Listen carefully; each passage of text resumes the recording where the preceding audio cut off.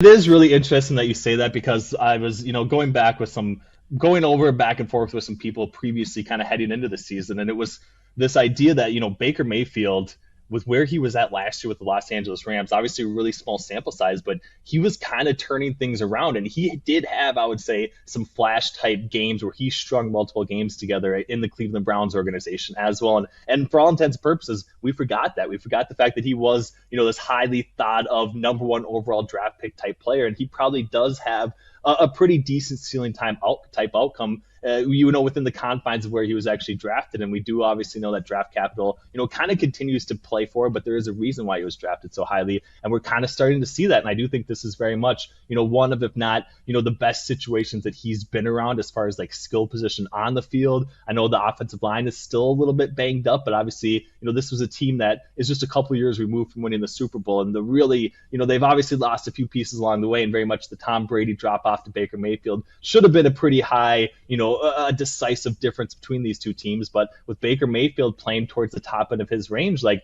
they can easily win a down NFC South division. And I very much think that they could, get hot at the right time and maybe go up and actually beat a team like Philadelphia in Philadelphia come playoff time. If Baker's feeling dangerous, if he's playing at the top of his game. But that's always been, I think, the thing with Baker Mayfield is you never really know what you're going to get from one week to the next. And I very much think he is probably, if not the hardest player to still project right now. But what we've seen through the first 4 weeks of the season, if that continues, I not only think the Buccaneers could potentially be, that NFC South champion, but I very much think that they're going to make some noise come playoff time as well.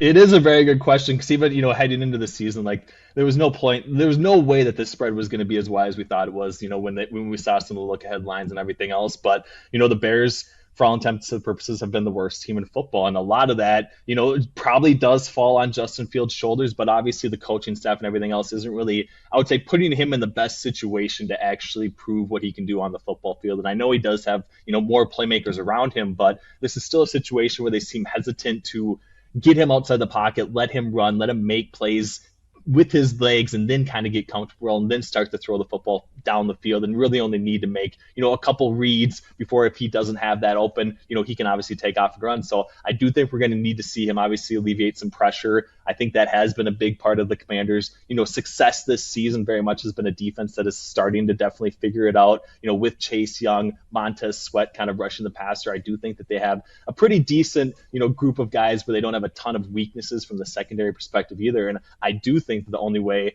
the Bears can really keep this game close and really maybe stay ahead of the changes by relying heavily on Justin Fields' legs. And I don't know if we've necessarily seen them try to maximize that yet, but on a short week, given the fact that they are really desperate, I think now is the time to kind of come out with that sort of play calling and that mentality and let Justin Fields potentially win them a football game with his legs. And I do think that's probably, the one real way that they can keep this game close, because that is going to open up things for DJ Moore and the rest of this receiving unit downfield. And I very much think that being, in a shootout type environment is really the only way that the Bears are going to win this game. So I think they have to score points, and I think they have to be aggressive. And I really think that that's got to start from the coaching staff on down. And in order to kind of implement that game plan, they're really going to need to, I would say, shift focus from where they've been at the previous 4 weeks.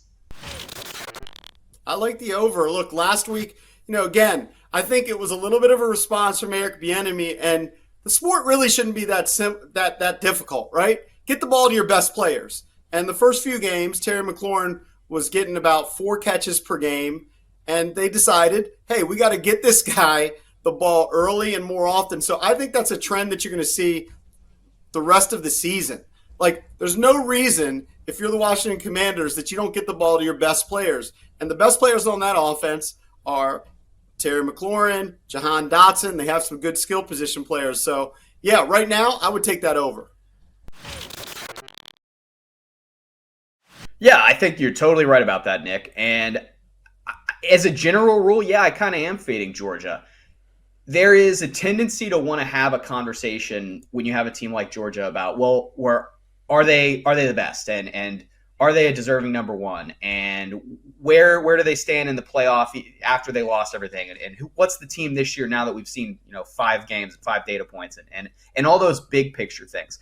I think it's a lot easier to just look at them on a game by game basis and say, you've got a young quarterback. You don't have Stetson Bennett anymore. You've turned over a ton of NFL draft. You start slow and you lay giant numbers because you're the two-time national champion. In the context of a point spread, that is really hard to overcome when you're covering a number. I loved Auburn last week. It was one of my favorite plays. I bought it in advance. I bought it again midweek, even though the number had moved like 4 or 5 points. Covered both numbers. I think when you're looking at Kentucky this week, I think they have just a straight up better quarterback. 14.5 is a good number. There is a case that Kentucky maybe is the best team in the SEC East right now. So if you're giving me, I know it's on the road in Athens, but if you're giving me what could be more of a coin flip game than I think a lot of people realize, and you're getting 2 touchdowns and the hook, that's a no-brainer for me. Yeah. And the market analysis is backed up by the idea that Georgia is so bad against market expectations. And then the game of the week, I guess you would say, is Kentucky-Georgia. Georgia's not what everybody wants them to be or what they thought they were going to be. I think they are what we want them to be because we want some new blood. We've seen them win back-to-back titles. At 14, I'm playing Georgia. At Be 14 less dominant. I like Kentucky, actually. Kentucky proved something to me last week. Yes. I had the over on the win total, 6.5. I love Devin Leary at North Carolina State. I just don't like North Carolina State and Dave Doran. But last week against Florida, they were finally able to run the ball. The wide receivers finally caught passes. They had more drops than any other team in the SEC. And defensively, like, Kentucky's tough, but I don't know that they're shutting down Georgia. And Georgia, I do think, figured some stuff out last week a little bit with Carson Beck. I mean, he is young. They do have Brock Bowers, who if you're making the case for anybody not a starting quarterback to win the Heisman, I think it's got to be Bowers. I like the over in this game. I played it at 47. It's up to 48.5. I'd probably play that now. That might close at 50. So over in Kentucky, Georgia, even at 48.5. I think that's going to be a higher scoring game. And 14.5 for Kentucky. I lean 14.5 with Kentucky. If we get to 14, I actually kind of like Georgia. Like 13.5, I think they win this game by 2 scores. But 3 scores against Kentucky, I don't know. I don't know if I could do it. A&M, I really like their game of the year price. Now they're down to 2.5 at home against Alabama. I feel like a lot of people are going to bet Alabama because they've looked good the last couple weeks. It's still a really good defense, but I like this spot for A&M. We know Jimbo's no longer calling the plays, and I feel like they're being downgraded a little bit because they lost Connor Wegman for the season, and I really like Connor Wegman, and because I don't like A&M's offensive line, I like the mobile quarterback a little bit better. But Max Johnson's one of the more experienced backups in the country, won and covered last week. Hasn't thrown an interception this season. He could push the ball down the field. He's athletic enough to get outside of the pocket, but he's more of a statue. But I like A&M actually against Bama. But that's always scary, betting against Saban and betting Jimbo in a big spot. Speaking of large men, James Harden is going to be in Sixers camp soon. How about that? That's how we transition. According to Woj, James Harden wants a trade. He wants to make the Sixers uncomfortable, so uncomfortable ultimately that they don't think they'll get the best out of him and make a trade. Didn't Ben Simmons just do this last year, or was this 2 years ago? He's doing the Ben. He had his cell phone in his sweatpants. Yes, he did that the year that he then ended up holding out. Or not holding out. They held him out, and it was his back, and there was a ton of other things, and then they traded him for, James Harden. That's right. I'm going to be honest with you guys. I cannot wait. I want to see footage of this. Yeah. I want cameras on him the entire time. I want a James Harden camera at every single Sixers practice, and I want to see everything that he's doing, and I want to see Shams and Woj just compete to see who's got the clips faster and who's got the insight faster. This is all I want right now. I don't know if you wanted to make a team uncomfortable, why you would decline going to media day. Because that's what we got from James Harden when he said he didn't want to be in Houston. He was late. He showed up. We went to little baby's birthday party out in Vegas or wherever the hell it was. He got a Louis Vuitton suitcase from little baby. I forgot about that. Probably filled with money or wings or condoms. Who knows? Could be all three. Could You be never all know. of it. That'd be a fun time. Nice party. Maybe some hookah oil because we know he's into that. And then he proceeded to tell Houston to F off. And so that's what I thought he would probably do yesterday, but he did not. He did not even show up. Yeah, I thought it was so what James Harden and Ben Simmons did in Philadelphia. I actually tried to do this one time when I was working at the Athlete's Foot. I just wanted to get fired, but I didn't want my parents to get mad at me for quitting because in our family we don't quit. You know, that's what my dad says at least, but I've quit like 40 things. But so what I would do is I'd like pull my cell phone out and I would just like give people like 20% off. Just yeah, sure. 20% off. And my boss would be like, "Why'd you just do that?" "Oh, yeah, I'm just an old friend." But instead of getting fired, I actually got promoted. Stop and I ended it. up becoming assistant manager because everybody liked me so much. So even when I was doing that stuff, they'd be like, oh, yeah, Ryan's probably on the phone with another store trying to see if we could get like a size 8.5.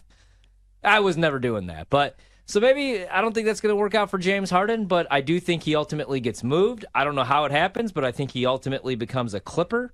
And I think if they stay healthy, they might win it all. They might be a lot of fun. What do you guys think about that? I don't. All right, well. I know that's like the value bet that you've placed. This feels very similar to some of the other random. The Lakers before they traded Russell Westbrook maybe 2 years ago. Not last year. I think you were out on him last year. But 2 years ago, you were in. I'm in on the Bucks. And rightfully so. I'm in on the Bucks in the East. And then in the West, I'm in on the Kings, being Now, like is a really some of- good regular season team. I got a lot of Kings futures, and then I played some Pelicans futures, actually, the other day. So you're right. I mean, like, for me, when I look at these numbers and I look at these teams, it's always like, can they stay healthy? Can they do this? Can they do that? Because I don't like to bet sure things in the NBA. I should, though. Like, I should stay away from the Celtics this year. I am going to stay away That's from... what I figured See, you'd here's say what's going to because of happen, what's though. happened Now with they're them going to win before. it all. Now Yep. Tatum's going to average 52. Yep. Jaylen Brown's going to be like the Harlem Globetrotters, like doing the spider out there, best handles in the league. None working of this on is them going all to happen. offseason. But if I do, like, yeah, I don't know. Jaylen Brown's going to turn into Allen Iverson. Yeah. No, I mean, like in the West for me, it's like, can Phoenix stay healthy? Because if they can, that's the best team.